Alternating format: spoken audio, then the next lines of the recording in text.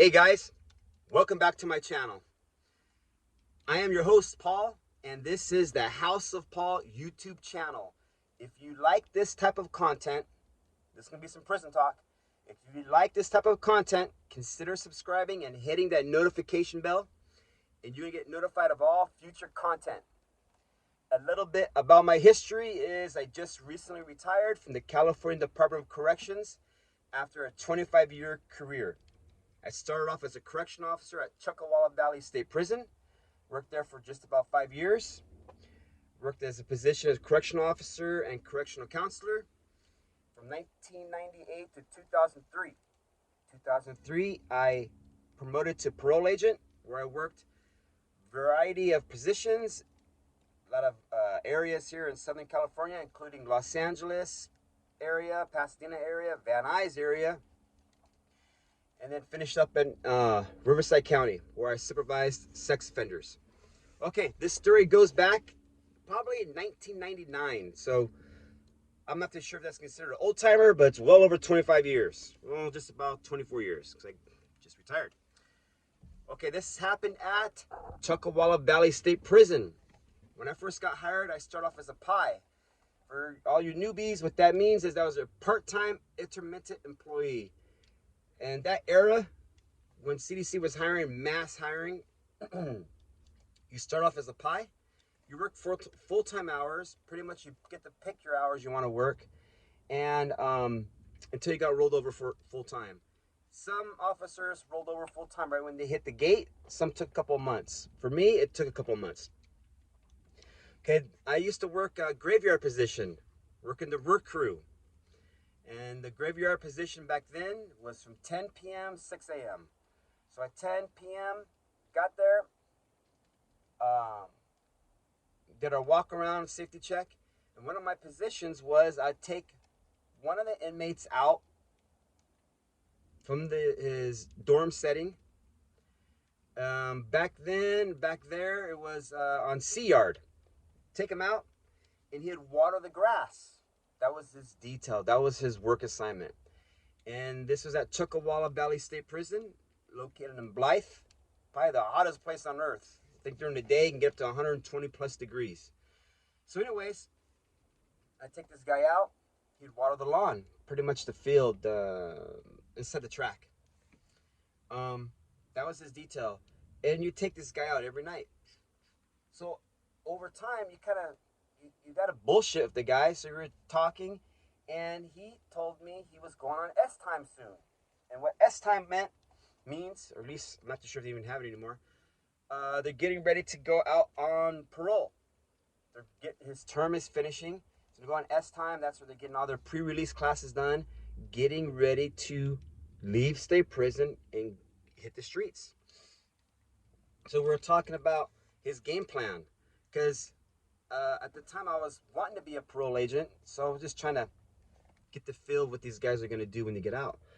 So he was saying he was going to try to get some housing. Him and his family didn't get along, and so he was going to probably go right to parole provided housing, which that's a whole other topic I'm going to talk about. That is just a waste of money. But anyhow, so we're talking about him going directly to a program. And he was excited. He was ready, to meet some women and all this bullshit talk. Well, one of those days, rotated. So I was a PI, so I was covering behind a regular officer's vacation. That guy came back. Well, he went back out again. So I had that position again. And I had a new worker. I'm like, what happened? Well, what happened was that worker, he was going out on S time. He was going on parole. But in reality, he did not want to leave. He was really institutionalized. He was not ready. And this happens quite often. So what happened, my buddy, the regular officer, was unlocking the tool shed. Now, officer safety-wise, you should never have the inmates in your back. Never, right? Inmates, parolees, never on my back. They're always in the front. But I think this officer really got complacent, got used to this guy, probably knew him for a couple of years, right? Well, as the officer's unlocking the gate, the inmate whacks him behind the head. Poof! He's like, what? And then proned out. So what it was is the inmate was not ready. He assaulted the officer, got a new case, or got some new time. That way he could extend his prison stay. Now, that does happen often. If you're a correctional officer, comment on your story. If you're an inmate, have you ever done it? Or if you're an inmate and you're watching this, is going out on parole kind of scary? Now, back in the day, I want to say but state parole provides a lot of free housing. I mean, it was free. And the houses were nice. It happens often. It actually happened right before I retired. I had a guy on my caseload. He got out, went directly to the housing on a Friday. That Saturday, he walked away already.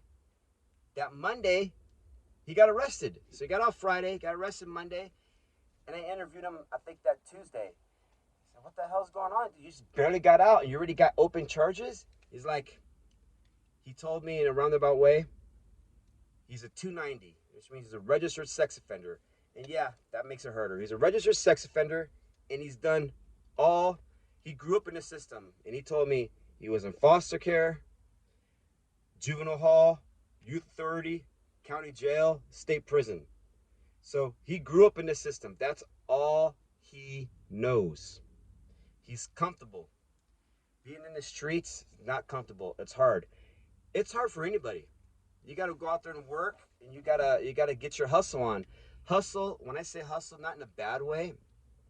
You got to get your foundation, and then once it's rolling, it's good. But if you haven't had that support, and you don't got the skill set, you don't got the discipline, it's challenging out there. So there is a spot in me way back here. I feel for the guys that come out and they don't have a whole lot of support, and they don't have the right mindset. Because they don't have the right mindset, you're just not ready. And some guys, just because they reached their max date, they shouldn't get out. Nope, that's my opinion. They should not get out because they're not ready. Yeah, on paper, they're going to go to school, they got to get their GED, and do all this horse shit, right? But when they hit the streets, first thing they do is they're getting that line of meth, or if they can't even afford the meth, they're going to the Dollar Tree and drinking the cough syrup like my last guy did.